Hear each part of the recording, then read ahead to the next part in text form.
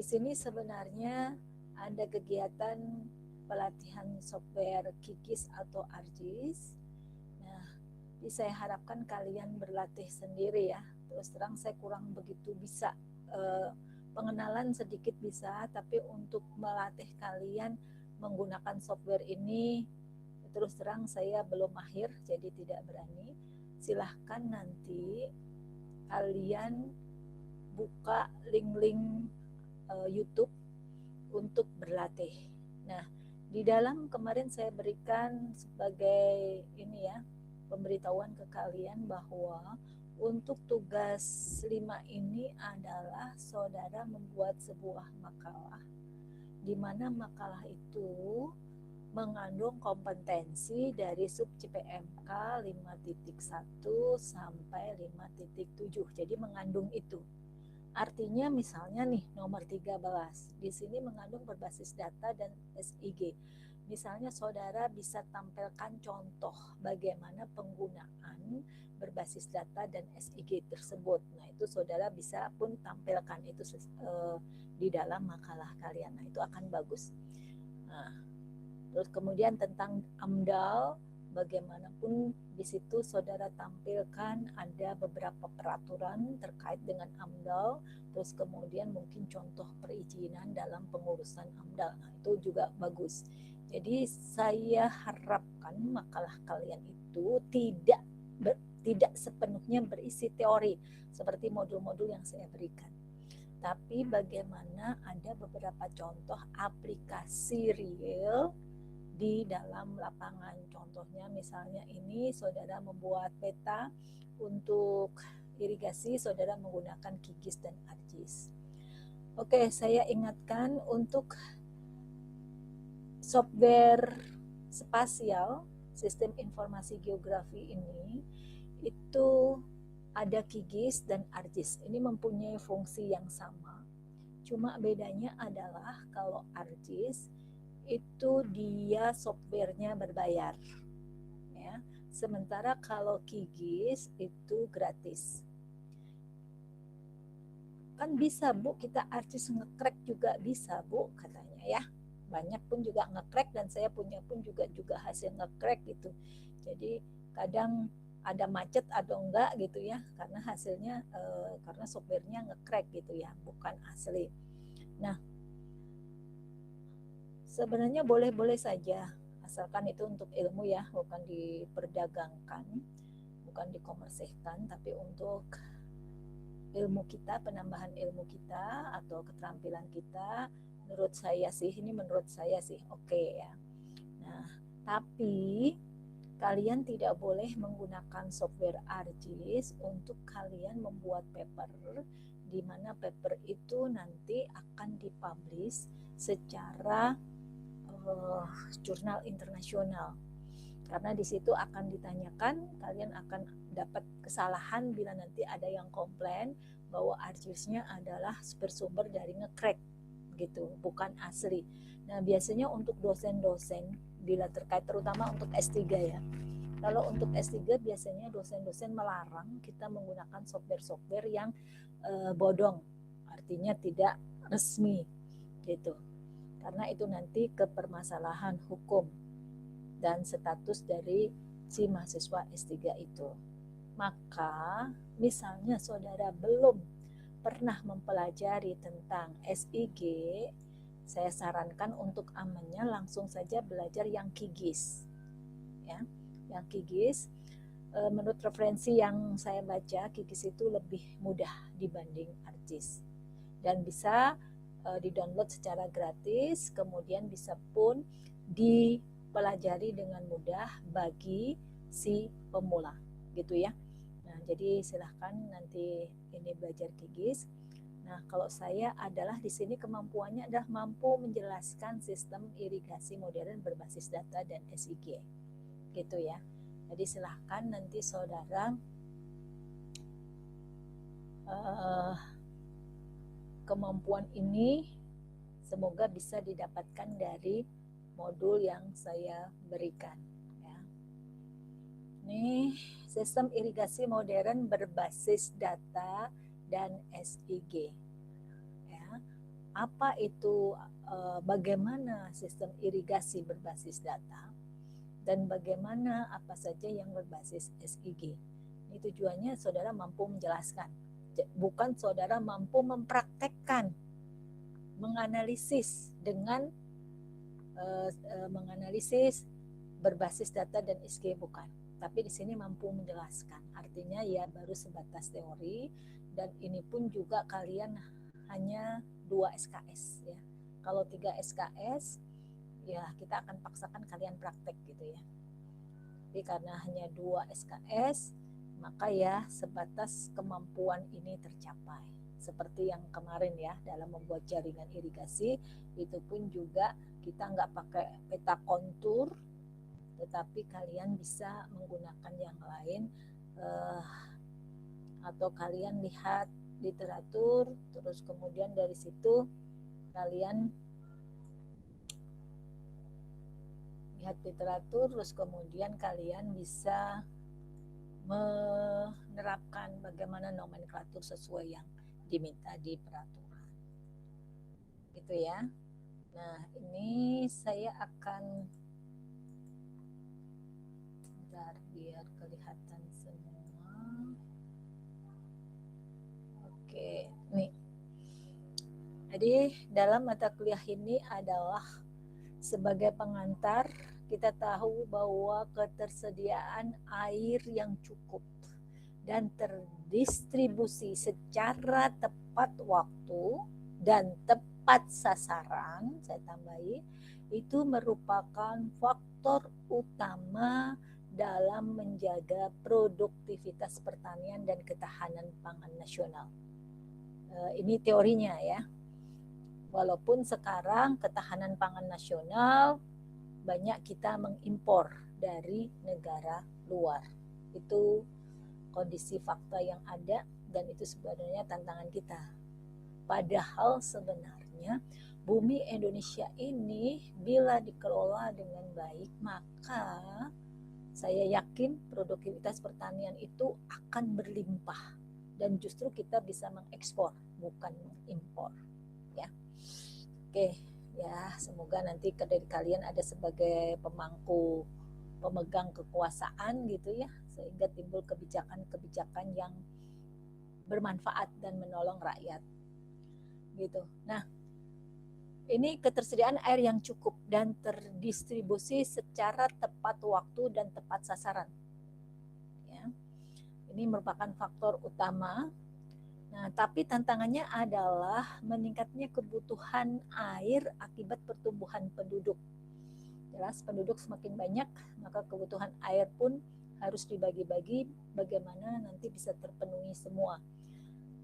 Karena dibanding untuk pertanian, lebih penting adalah memenuhi kebutuhan air baku untuk penduduk. Karena sektor pertanian yang sekarang kita lihat tidak begitu dilengkapi infrastruktur yang ada nih. Jadi kecenderungan justru terjadinya degradasi infrastruktur irigasi. Ini fakta di Indonesia. Jadi kebutuhan air baku untuk penduduk itu lebih utama. Sehingga untuk debit andalan untuk kebutuhan air baku itu 90-95%. Sedangkan untuk pertanian hanya 80%. Bermakna kebutuhan air baku untuk penduduk itu lebih penting. Pertanian masih bisa dikesampingkan, karena pun yaitu tadi ternyata bisa impor gitu ya. Kalau air baku impor wah berat itu ya resikonya. Tapi kalau pertanian kondisi yang ada justru kita lebih banyak impor juga. Nah, kemudian adanya kesini degradasi infrastruktur, dan justru banyak lahan pertanian yang dulu adalah dia zona hijau, tidak boleh benar dia untuk industri atau apa. Nah sekarang dengan strategi-strategi yang khusus dalam tanda kutip itu lahan pertanian yang luas bisa disulap menjadi lahan industri. Itu kondisi yang ada ya. Nah, adanya pertumbuhan penduduk ini sehingga akan terjadi kompetisi tentang penggunaan air, baik dari sektor domestik, industri, dan lingkungan. Nah, oke. Pengambilan keputusan terkait, ini yang saya biru-biru ini saya stressing ya. Pengambilan keputusan terkait pembagian air umumnya didasarkan pada pengalaman operator lapangan, pengamatan visual, atau data yang terbatas.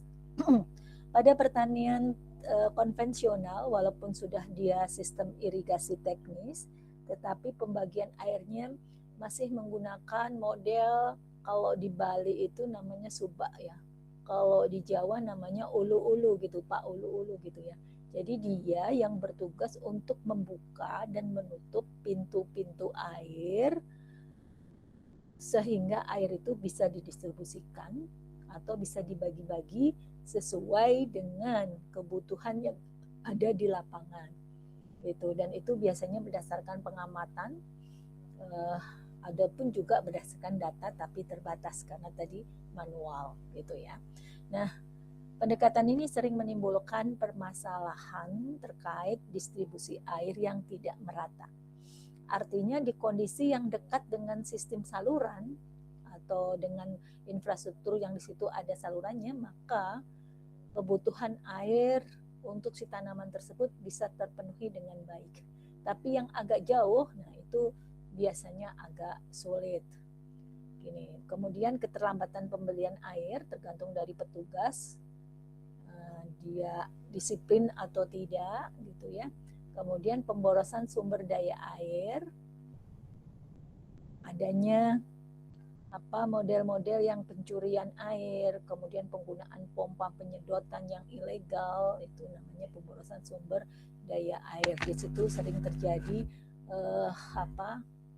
kalau kita lihat di lapangan itu pipa-pipa yang bocor gitu ya, itu pemborosan air di situ. Dan rendahnya efisiensi irigasi. Kalau rendahnya efisiensi irigasi itu ditandai dengan saluran air yang dia terbuka. Jadi saluran-saluran pertanian biasanya open channel, di mana di situ dia terpapar sinar matahari, maka akibatnya terjadi banyak penguapan gitu, sehingga efisiensi irigasi menurun. Nah, ada pula juga proses monitoring dan evaluasi jaringan irigasi seringkali memerlukan waktu yang lama karena data lapangan harus dikumpulkan secara manual. Jadi kalau di dalam sebuah laporan itu ada pendahuluan, itu berisi tentang latar belakang, sebab-sebab kenapa topik ini diambil gitu ya. Yang pertama adalah tadi ketersediaan air itu untuk pertanian harusnya cukup, tapi fakta yang ada terjadi rebutan oleh sektor domestik, industri, dan lingkungan. Kemudian pun juga pengambilan keputusan itu masih berdasarkan pengalaman orang, jadi subjektivitas. Kemudian pun juga permasalahan distribusi air dan rendahnya efisiensi irigasi. Itu latar belakangnya.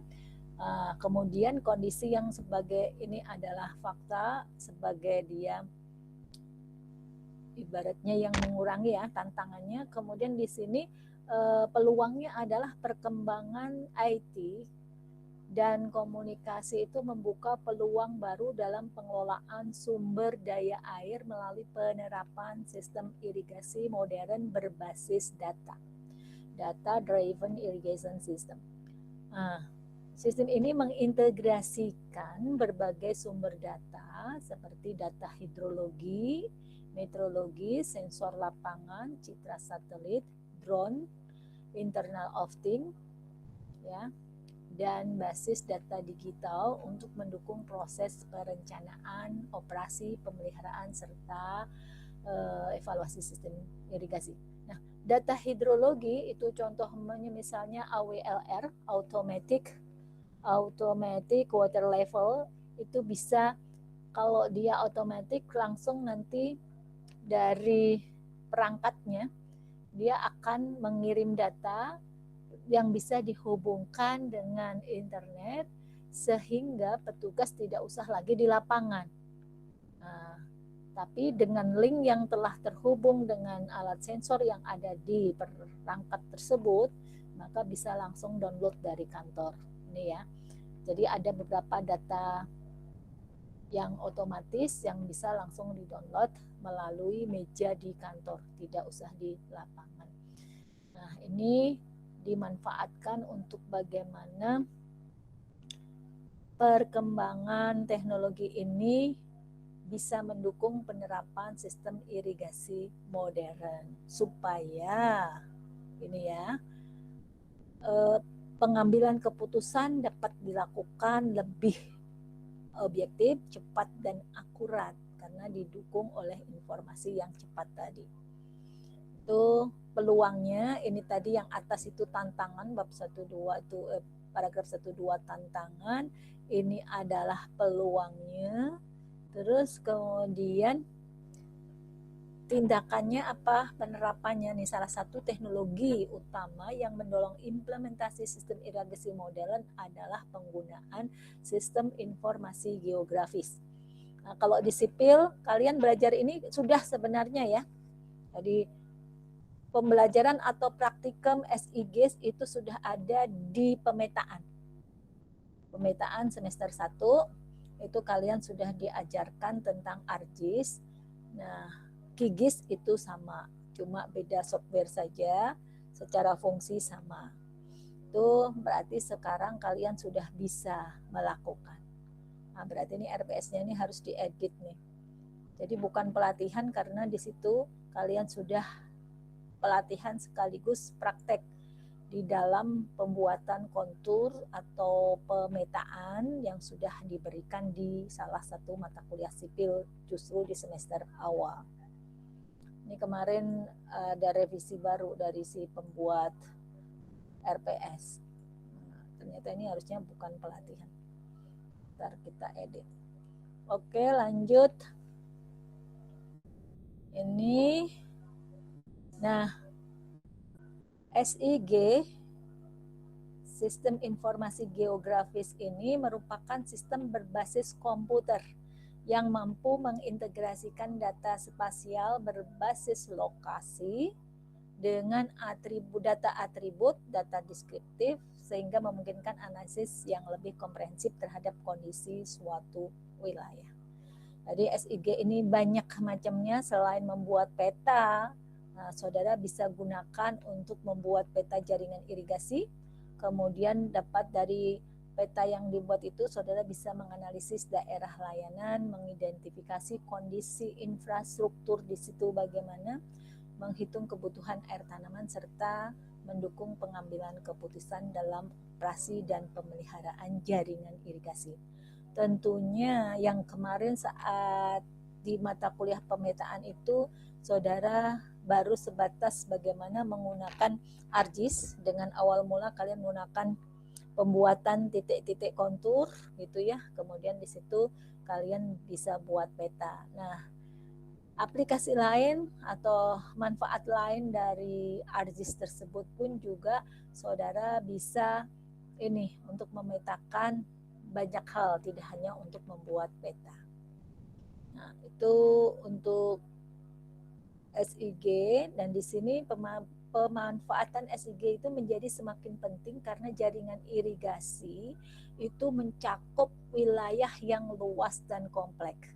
Saudara sudah pelajari yang kemarin nomenklatur, di mana dalam peta jaringan irigasi itu dia membawai dari beberapa desa, itu ya.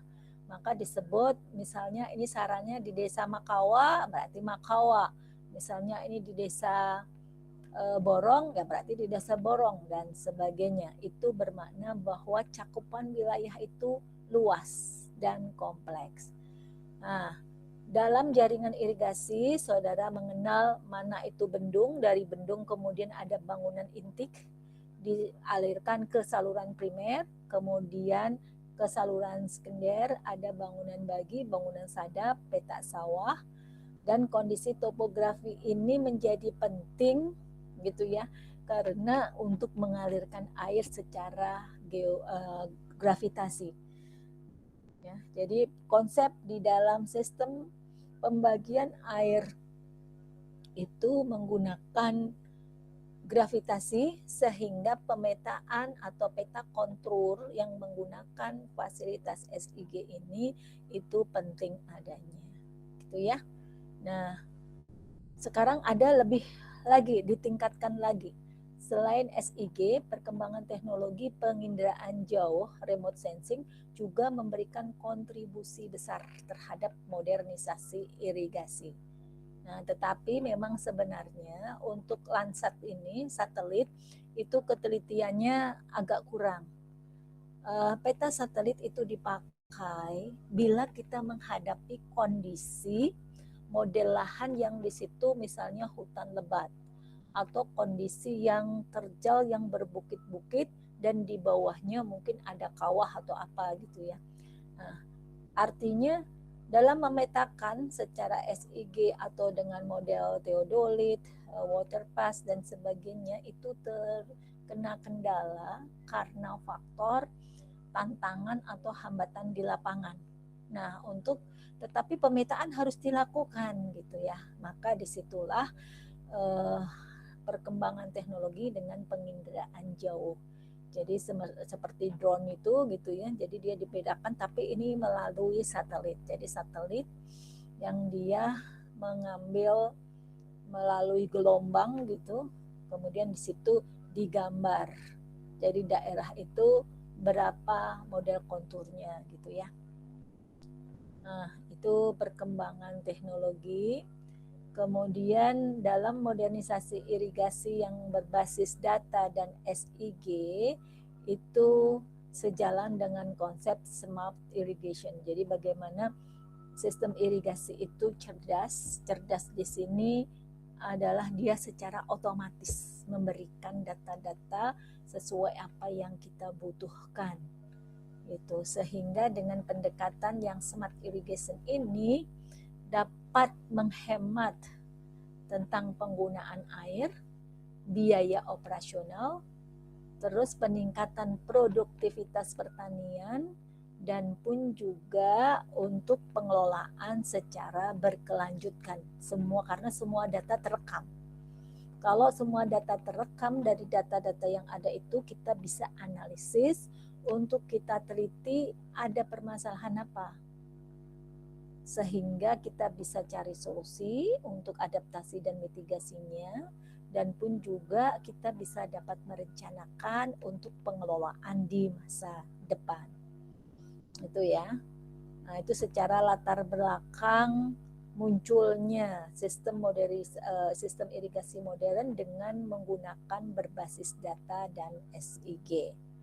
Nah, konsep modernisasi irigasi mencangkup 5 pilar yang kemarin sudah ada yang menyebutkan dari kalian benar.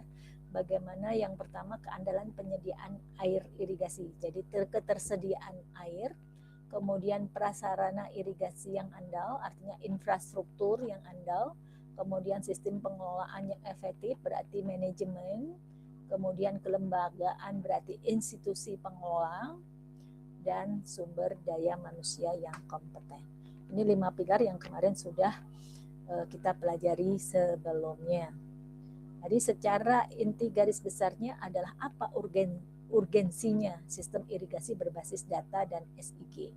Apa pentingnya sistem irigasi itu berbasis data dan SIG? Yaitu satu, punya kepentingan untuk meningkatkan efisiensi penggunaan air. Nih kepentingannya. Ketersediaan air yang semakin terbatas menuntut pengelolaan yang lebih efisien. Sistem berbasis data memungkinkan distribusi air dilakukan sesuai kebutuhan aktual tanaman. Jadi tahu kebutuhan tanaman ini untuk masa misalnya untuk berbunga, untuk berbuah gitu, itu ada punya kebutuhan air tertentu secara perhitungan hubung kaitnya kebutuhan pertumbuhan tanaman dengan banyaknya air yang dibutuhkan. Kemudian arti pentingnya lagi adalah mendukung ketahanan pangan. Jadi bagaimana penyediaan air yang tepat waktu dan tepat jumlah dapat meningkatkan produksi pertanian serta stabilitas produksi pangan. Kemudian pentingnya juga adanya climate change sehingga bagaimana bisa beradaptasi terhadap perubahan-perubahan data cuaca, curah hujan, dan perkiraan iklim gitu ya. Kemudian mempermudah monitoring dan evaluasi. Jelas adanya SIG itu seluruh jaringan dapat dipantau secara spasial dan juga kita dapat mengetahui kondisi-kondisi infrastruktur mana yang mengalami kerusakan. Kemudian mendukung pengambilan keputusan. Jelas adanya data, adanya gambar spasial, maka ini memberikan informasi yang akurat karena berdasarkan fakta di lapangan, bukan berdasarkan laporan dari petugas. Karena laporan dari petugas ya terkadang cari aman gitu ya. Jadi kadang kondisi di lapangan nggak bagus, tapi supaya aman mungkin dikatakan baik-baik belaka gitu. Itu kalau laporannya tidak benar, maka pun nanti keputusan juga yang diambil tidak akan valid sesuai kondisi di lapangan. Itu makna penting dari sistem berbasis data dan SIG. Kemudian peran data dalam modernisasi irigasi, ini ada beberapa data, kelompok data dan jenisnya. Kalian bisa baca. Ini peran SIG dalam modernisasi irigasi, dia berperan untuk mengintegrasikan berbagai jenis data yang tersebar pada wilayah irigasi tadi. Fungsinya adalah inventarisasi aset jaringan, analisis daerah layanan irigasi, monitoring, evaluasi kinerja distribusi air, analisis kebutuhan air tanaman, menyusun prioritas rehabilitasi, dan menyusun sistem pendukung keputusan. Oke ya, ini sebagai contoh kecil, jika terjadi kerusakan pada saluran sekunder, SIG dapat menunjukkan lokasi di mana tuh luas area terdampak, jumlah petani yang berpengaruh, dan alternatif jalur distribusi yang akan digunakan. Ini pengantar untuk pentingnya peran dari sistem irigasi modern itu berbasis data dan informasi spasial. Itu pengantarnya. Oke, sampai di sini ada yang bertanya atau ada yang memberikan masukan atau mungkin ada bercerita terkait dengan peran dari data dan SIG ini untuk mendukung keberhasilan pelaksanaan sistem irigasi modern. Oke, ada yang bisa memberikan tambahan mungkin?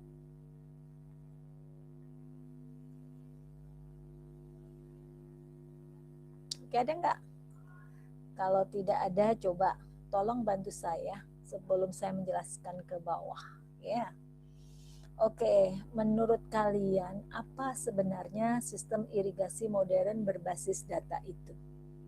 Silahkan, ada yang bisa jawab? Saya Ibu Hilal, saya mau mencoba menjawab Ibu. Oke, bagus Mas Tapi Hilal. ya, tapi maaf Ibu kalau salah Ibu.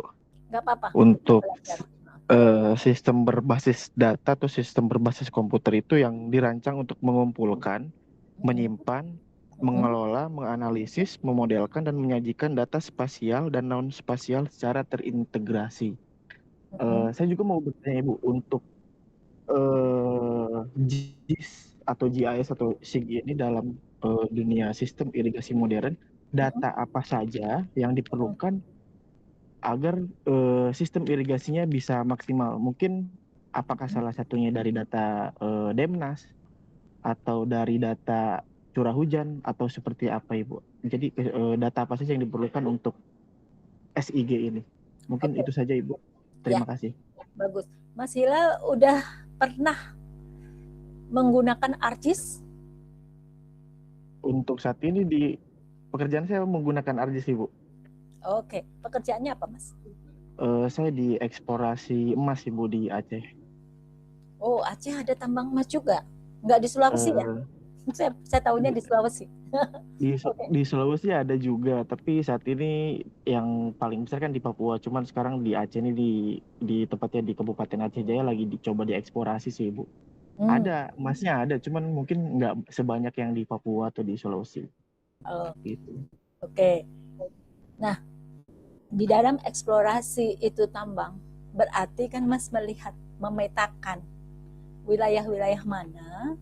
Jadi kan sebenarnya itu penginderaan, pakai penginderaan jarak jauh atau pakai apa ya, model ultra infrasonik atau apa untuk mengetahui pada kedalaman berapa ada kandungan emasnya gitu.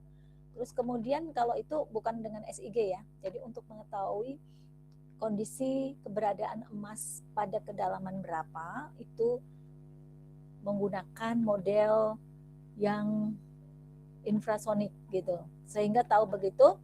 Nah, dari situ jangka ininya di mana, baru nanti secara permukaan untuk memetakan wilayah mana itu yang yang diidentifikasi ada kandungan emasnya, baru di situ dibuat perpetaan dengan menggunakan ArcGIS. Oke. Nah, tadi pertanyaannya, jadi memang ternyata di pertambangan pun menggunakan ArcGIS gitu ya.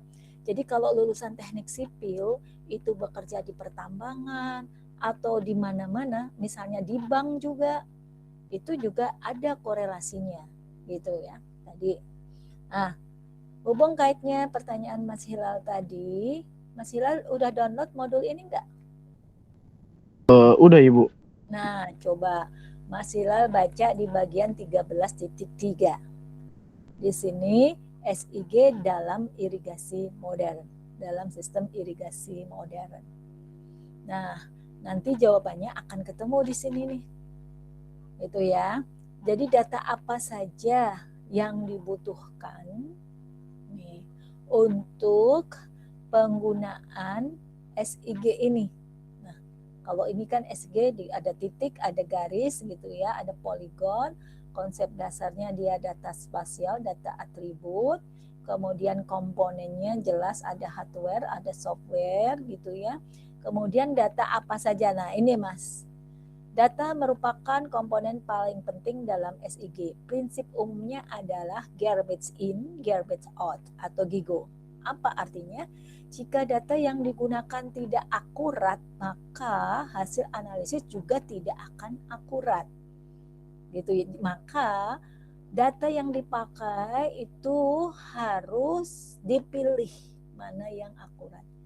Jenis data dalam irigasi ini Mas. Tadi benar menggunakan DEM. Digital ini ya, kemudian peta kontur. Nah, data-data ini yang dibutuhkan untuk memetakan kebutuhan-kebutuhan yang terkait irigasi, sistem irigasi modern itu untuk dimasukkan di dalam bagian atau software yang ada di ArcGIS tersebut. Ini nih data-datanya ya. Oke, kemudian metodenya mencakup dan seterusnya. Ya. Itu jadi udah terjawab ya Mas Yel ya. Jadi ini data yang dibutuhkan apa saja, jelas dia topografi. Dari topografi ini bisa ini dengan digital elevation model. Kalau dulu saya peta topografinya benar-benar berupa lembaran kertas yang gede-gede itu ya. Dan satu lembar saja itu 200.000 saya harus beli saat itu. Itu pun di Museum Geologi Bandung. Nah, dengan adanya teknologi digital elevation model, di situ kita bisa menggambarkan kontur. Nah, jadi harus dapat ini dulu. Nah, jenis DEM-nya pun juga dipilih dengan model resolusi berapa atau grid yang bagaimana yang cocok untuk analisis kita. Nah, untuk kebutuhan irigasi maka data hidrologi itu juga penting. Apa saja data hidrologi ini? Terkait debit sungai, tinggi muka air. Ini pentingnya untuk apa? Nanti untuk pembuatan saluran intake ya.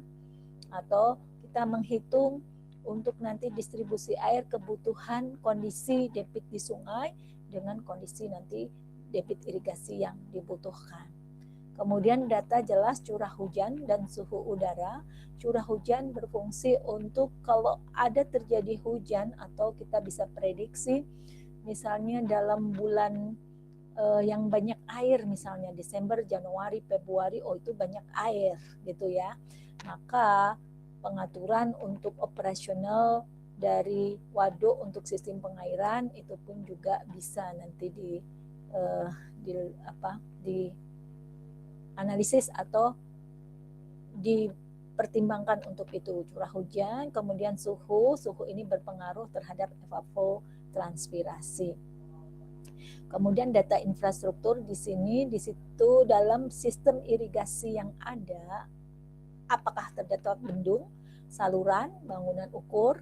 Nah, itu bisa dilihat dengan dipetakan itu sehingga nanti kita bisa menggambar itu jaringan-jaringan yang di dalamnya ada infrastrukturnya. Kemudian jelas untuk data pertanian terkait dengan luas tanaman dan jenis tanaman. Ini sangat penting, berapa luasan area pertanian di situ yang untuk diairi saluran misalnya primer 1 atau sekunder 2 dan sebagainya. Itu pun luas tanaman dan jenis tanaman. Jenis tanaman berpengaruh terhadap berapa besar kebutuhan air. Jadi ini data-data yang dibutuhkan di dalam sistem SIG untuk sistem irigasi. Itu ya Mas ya. Mas Hilal, udah terjawab pertanyaannya? Sudah Ibu, terima kasih banyak Ibu. Oke.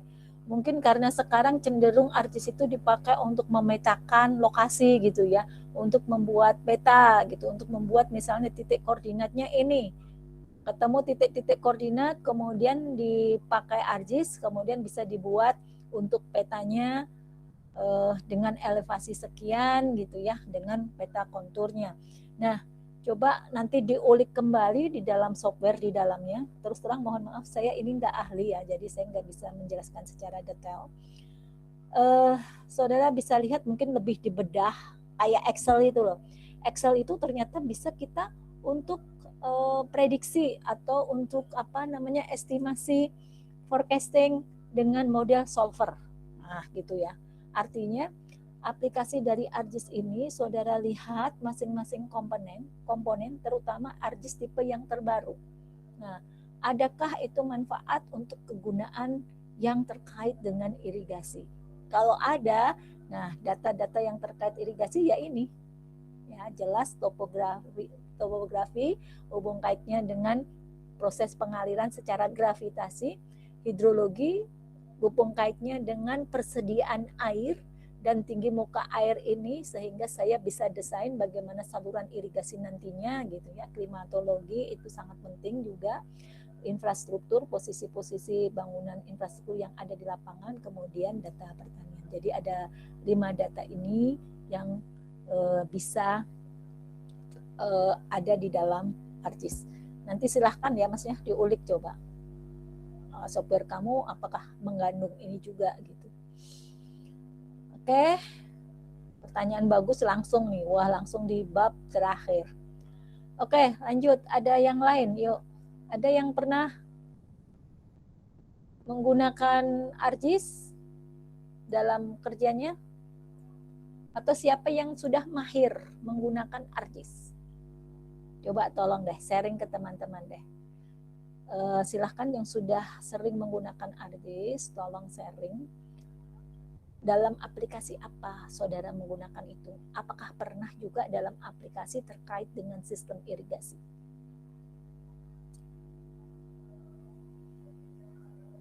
Mas Hilal tadi dalam sistem untuk pemetaan wilayah itu terkait dengan eksplorasi.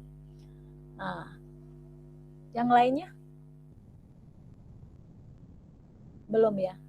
Nah, ini saya juga baru lihat di beberapa tadi. Nah, silahkan nanti di searching ya.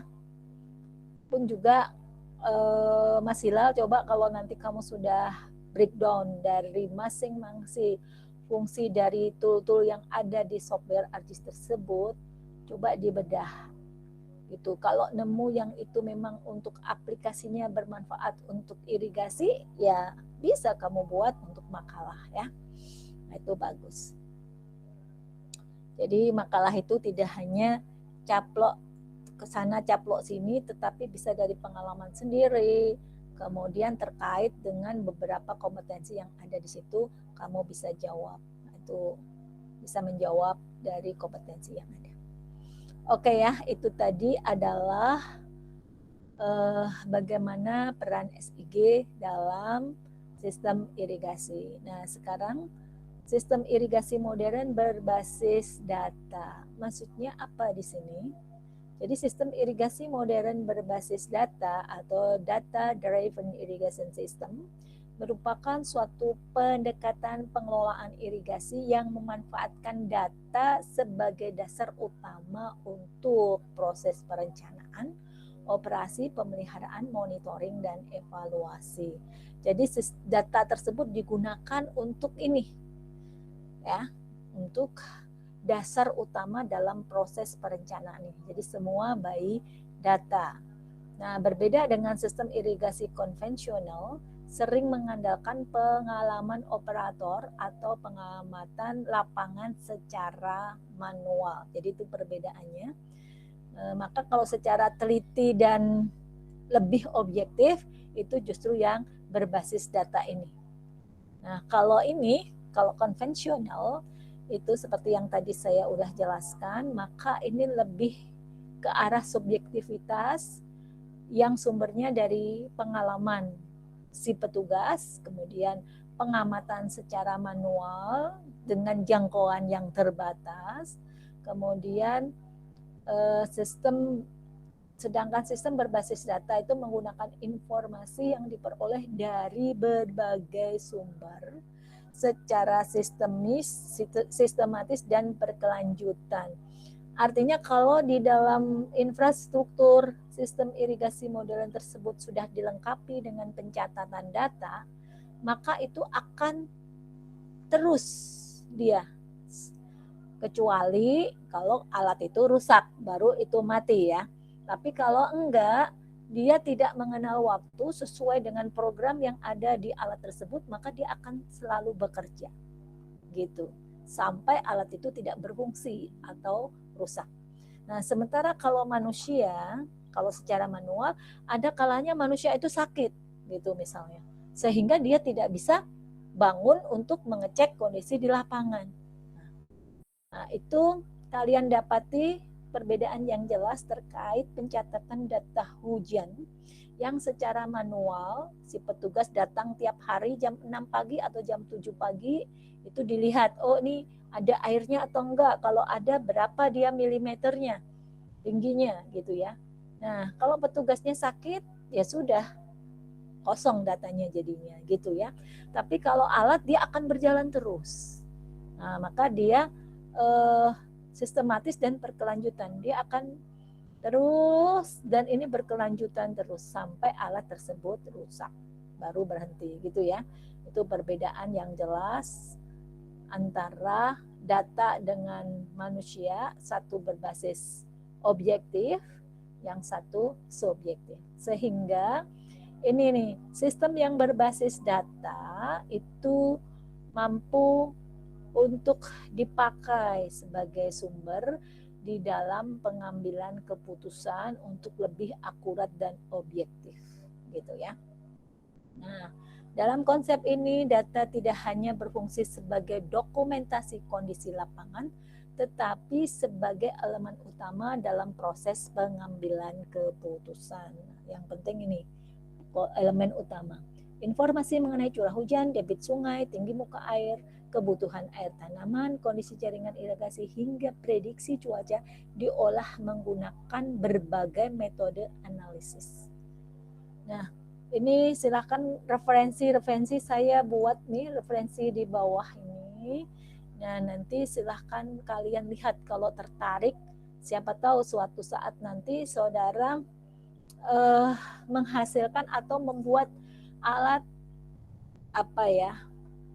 inovasi teknologi. Nah, sekarang kecenderungan hibah-hibah yang berdana ratusan juta itu adalah ditujukan kepada penelitian-penelitian yang mampu menghasilkan sebuah produk inovasi teknologi di mana dia mempunyai dampak yang signifikan dan kebermanfaatnya kepada masyarakat. Menurut konsep modernisasi yang dikembangkan FAO, FAO itu adalah badan PBB yang terkait dengan yang mengurusi tentang pertanian, pangan dan pertanian, itu ya. Nah, di sini ini sistem irigasi modern berbasis data itu, ini data di mana data itu memberikan informasi, dari informasi data tersebut dianalisis. Hasil analisis ini sebagai bahan untuk pengambilan keputusan.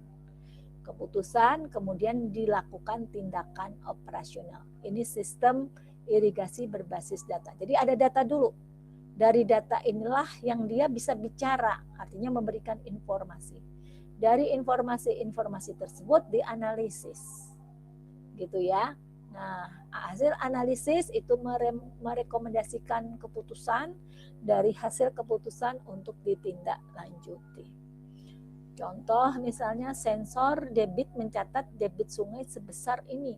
Nah, apa pengaruh sebesar ini gitu ya. Kemudian data luas tanah menunjukkan 3.000 hektar padi sedang memasuki fase vegetatif. Nah, ini dari data-data ini nanti diambil tindakan. Terus data cuaca memperkirakan tidak terjadi hujan selama 7 hari ke depan. Oh, berarti saya harus dipersiapkan, atau dari sistem irigasi itu mempersiapkan untuk pemberian air selama 7 hari ke depan. Dan seterusnya. Ini ada beberapa contoh terkait dengan penggunaan sistem irigasi modern berbasis data.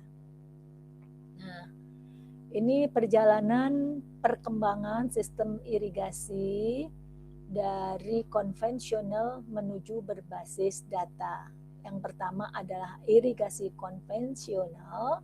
Cirinya apa? Pengamatan lapangan dilakukan secara manusia atau manual. Pencatatan data menggunakan buku log atau buku jurnal yang dengan catatan manual. Pengukuran debit dilakukan secara berkala, jadi tidak setiap waktu, tapi mungkin misalnya pengukuran debit bulanan, mingguan gitu ya. Nah, kelemahannya adalah ini pengambilan keputusan bergantung kepada petugas di lapangan. Kelemahannya informasi sering terlambat. Potensi kesalahan manusia cukup tinggi. Sulit melakukan monitoring pada wilayah yang luas. Jadi ini sistem irigasi konvensional. Nah, kalau irigasi semi digital, sudah menggunakan komputer untuk menyimpan data. Sebagian data sudah tersedia dalam bentuk digital. Sebagian, artinya waktu di lapangan dia ditulis tangan, kemudian diserahkan ke petugas kantor. Nah, dari petugas kantor itu baru ngentri gitu ya. Nah, kalau yang konvensional ya data tulisan tangan aja tersimpan. Nah, kalau ini dari tulisan tangan bisa sudah pun dimasukkan di komputer. Sebagian data ya. Kemudian pemanfaatan perangkat GPS untuk pemetaan. Nah, ini menggunakan GPS. Jadi bukan menggunakan ARGIS tapi GPS. Data lebih mudah disimpan dan diolah. Gitu. Kemudian ini kelebihannya. Kemudian kalau dokumentasi jaringan lebih baik, artinya kelebihan dibanding yang konvensional tadi. Nah, sekarang bagaimana yang modern? Di sini adalah berbasis data. Data diperoleh secara otomatis melalui sensor dan telemetri. Tele itu jauh, metri itu metron, pengukuran yang dengan jarak jauh, remote sensing tadi ya, dengan sensor. Maka data itu otomatis menggunakan basis data digital terintegrasi. Artinya dengan sensor ini dia langsung masuk melalui gelombang-gelombang dengan frekuensi atau ya dia biasanya menggunakan gelombang cahaya gitu. Nah, dari situ diproses langsung dia terintegrasi dengan digital. Jadi petugas yang di kantor ada link, masuk ke link tersebut, kemudian langsung bisa di-download. Itu bedanya. Memanfaatkan SIG dan penginderaan jauh mendukung pengambilan keputusan secara real time. Real time itu ya sewaktu-waktu gitu ya. Kelebihan akurasi tinggi, monitoring berkelanjutan karena sudah ada infrastrukturnya, kemudian distribusi air bisa lebih efisien karena tadi terdeteksi. Nih ya. Kemudian prinsip dasar data sebagai pengambilan keputusan, terintegrasi data multisumber, jadi data-data ini saling terintegrasi kalau dia sudah modern tadi. Monitoringnya bisa berkelanjutan, kemudian adaptif terhadap perubahan karena datanya real time, maka di situ bagaimana si sistem tersebut itu mampu menyesuaikan operasi berdasarkan kondisi yang berubah. Karena memang si sensor-sensor itu diciptakan, itu pun dia sudah dibekali dengan beberapa perubahan-perubahan yang terjadi baik secara alami, terutama secara alami ya, itu sudah pun dibekali alat-alat sensor tersebut. Maka adaptif terhadap perubahan. Kemudian transparansi dan akuntabilitas, artinya data itu langsung bisa diakses bila mempunyai atau diizinkan akses terhadap link tersebut. Jadi langsung, jadi tidak ada yang ditutup-tutupi, khususnya bagi yang punya link ya. Oke, komponen utamanya adalah sistem irigasi berbasis data, ada akuisisi data, data acquisition. Ini contohnya tadi yang saya cerita adalah automatic water level recording. Jadi ini langsung bisa diambil nih, ya data-data ini bisa dengan akuisisi pengumpulan dari lapangan bisa langsung proses melalui sistem yang terintegrasi tadi. Kemudian sistem komunikasi data lapangan dikirim menuju pusat data menggunakan ini. Nah, jadi data-data di lapangan langsung bisa dikirim tadi. Nah, orang yang di kantor dia punya linknya, bisa langsung dia download sehingga pemantauan itu bisa real time. Saya pengen melihat nih kondisi hujan. Nah, di sungai sana debitnya sudah sampai berapa tuh? Nah, gitu ya, ini real time. Kemudian database management system, jadi dari data-data yang tersimpan itu dibuat dalam sistem basis data, contohnya ini, di mana sistem basis itu adalah untuk penyimpanan data historis, pengelolaan data spasial, kemudian analisis tren, ini yang terpenting nih, analisis tren. Kondisi climate change itu bisa kita prediksi sebenarnya dengan menggunakan analisis tren, atau kalau kita bisa, salah satu contohnya adalah forecasting. Jadi bagaimana ini mau desain bendungan, di mana bendungan ini diharapkan punya umur 100 tahun gitu ya. Jadi bagaimana prediksi kita terhadap kondisi cuaca atau hujan di 100 tahun ke depan. Maka dari data-data hujan yang ada itu dianalisis dengan model tren. Trennya ini bagaimana gitu. Dari tren yang ada kemudian dibuat rekayasa untuk memprediksi 100 tahun ke depan. Seperti itu. Jadi ini pentingnya manajemen database. Kemudian sistem analisis data, tahap ini adalah mengubah data menjadi informasi. Jadi dari data-data yang ada di dalam database tadi itu dianalisis ya. Analisis terkait dengan irigasi ya jelas analisis kebutuhan air, analisis neraca air, analisis efisiensi irigasi yang terkait dengan irigasi. Nah, kemudian sistem pendukung keputusan merupakan sistem yang membantu operator menentukan tindakan terbaik berdasarkan hasil analisis tadi. Gitu ya. Kan ada data memberikan informasi, dari informasi itu dianalisis, diolah, kemudian hasil itu diberikan ke pemberi keputusan untuk kemudian diambil tindakan. Nah, kemudian teknologi pendukung dalam sistem irigasi berbasis data ini ya, IoT, GIS, remote sensing, AI, cloud computing. Nah, ini kemudian manfaat sistem irigasi berbasis data. Ini ada aspek teknisnya, ekonomi, sosial. tantangan implementasi jelas biasanya ke biaya investasi teknologi yang tinggi, kemudian keterbatasan kualitas dan kontinuitas data. Nah, kondisi data di lapangan kita itu masih sangat kurang. Contohnya untuk irigasi, terkait irigasi berarti mungkin data-data pencatat hujan itu masih jarang gitu ya. Nah, kalau di Belanda misalnya, Jerman, Jepang, nah data-data kayak gitu tuh udah tersistem dengan misalnya luasan sekian harus ada ini, harus ada ini, harus ada ini gitu. Jadi semuanya bisa terpantau dengan baik gitu. Itu kalau negara-negara yang maju, karena kepentingan data ini maka pun fasilitas untuk penangkapan data itu pun ada lengkap. Yang jelas memang biaya investasi tinggi, tetapi kalau dihitung dengan kemanfaatannya sebenarnya juga bisa kategori murah, tinggal kemauan dari pemimpin yang ada gitu ya. Keterbatasan SDM menguasai teknologi digital. Nah, ini masih terbatas karena memang kita fasilitas yang pertama ini belum terlalu lengkap gitu ya. Sehingga ya SDM-nya hanya sedikit yang dibutuhkan. Kemudian nah ini integrasi data antar instansi yang belum optimal karena adanya sistem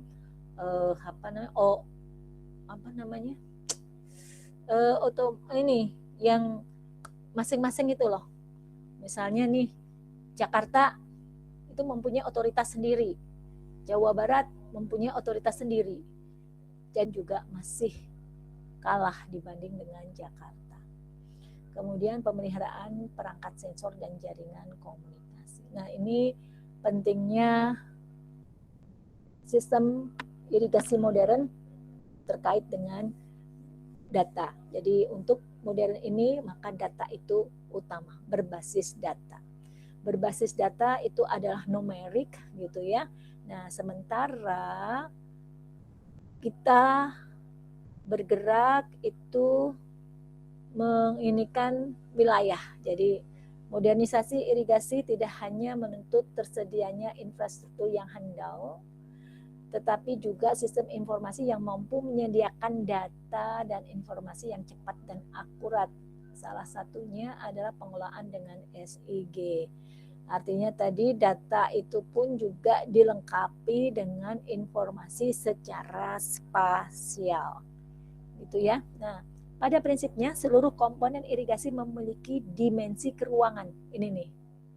Maka pentingnya SIG ini karena irigasi itu mempunyai wilayah, daerah irigasi.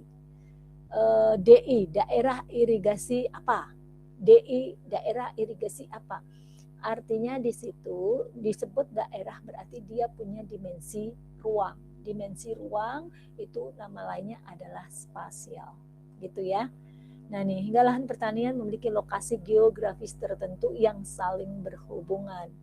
Oleh karena itu pengelolaan jaringan irigasi lebih efektif bila dilakukan dengan kemudian poligon. Jadi intinya sebenarnya titik, garis, dan poligon. Titik itu mencerminkan apa? Ini bangunan-bangunan infrastruktur, garis itu merupakan saluran-saluran sungai, poligon itu adalah daerah atau kawasan. Nah, konsep dasar data dalam SIG dia berupa data spasial. Kemudian dia berupa data spasial itu meliputi apa? Koordinat. Nah, titik koordinat wilayah ini di mana saja titik koordinatnya gitu ya. Kemudian secara geografi bentuknya dia berupa bentuk apa? Itu data spasial itu koordinat, geometri dan topologi. Menjelaskan hubungan antar objek. Kalau atribut, nah ini menjelaskan karakteristik suatu objek spasial, itu data atributnya. Contoh, lokasi saluran primer ditampilkan pada peta sebagai garis, sedangkan atributnya dapat berupa panjangnya berapa, lebarnya, kapasitasnya, kondisinya bagaimana. Nah, ini atribut, ya. Sementara kalau tadi peta garis itu adalah data spasialnya. Oke, ini komponen sistemnya tadi udah saya. Ini data-data yang dibutuhkan, metodenya sumber daya manusia jelas dia yang harus kompeten ya. Nah, kemudian fungsinya ini inventarisasi jaringan irigasi, analisis daerah layanan irigasi, analisis distribusi air, monitoring kondisi infrastruktur, analisis rehabilitasi jaringan. Analisis spasial dalam SG untuk irigasi, apa saja beberapa analisis yang sering gunakan. Nah ini Mas Hilal nih, jadi di situ ada analisis buffer analisis, kemudian overlay analisis gitu untuk mengoverlay peta jaringan, peta penggunaan lahan, peta kemiringan. Nah ini di overlay sehingga nanti untuk mana prioritas yang dibutuhkan untuk pengembangan irigasi. Network analysis, menganalisis jaringan saluran. Spatial query, mencari objek berdasarkan kriteria tertentu. Mana jadi menampilkan misalnya semua bangunan yang dalam kondisi ini. Nah ini adalah analisis di dalam SIG yang digunakan untuk irigasi ini, ya. Buffer analysis, overlay analysis, network analysis, dan spatial query. Integrasi SG dalam teknologi modern ada ini diintegrasikan dengan penginderaan jauh. Jadi kalau SIG itu biasanya untuk kondisi yang tidak sulit, nah, untuk yang sulit-sulit lokasinya itu dengan penginderaan jauh. Kemudian SIG dan IoT, sensor lapangan mengirim data secara otomatis nih ya. Kemudian SIG dengan DSS untuk pengambilan keputusan. Ini manfaatnya tadi secara teknis, operasional, dan ekonomi serta lingkungan. Ini contoh studi kasusnya. Ini daftar pustaka yang terkait dengan pendahuluan ini, yang terkait dengan konsep dasar berbasis data itu ini, kemudian yang terkait dengan SIG itu ini, yang terkait untuk irigasi. Oke, secara singkat materinya sudah saya sampaikan. Silahkan bila ada pertanyaan atau kita berdiskusi, dipersilahkan.